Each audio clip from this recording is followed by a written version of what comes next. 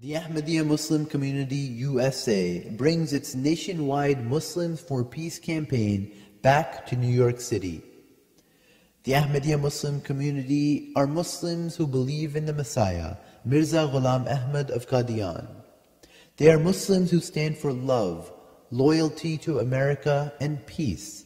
And an electronic billboard in the heart of Times Square will broadcast that exact message every hour, 18 hours a day, throughout the holiday season and into the new year.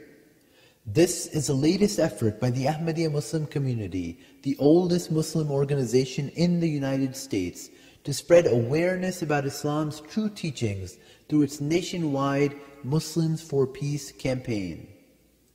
The campaign was launched in New York after the Times Square terrorism attempt in May of 2010.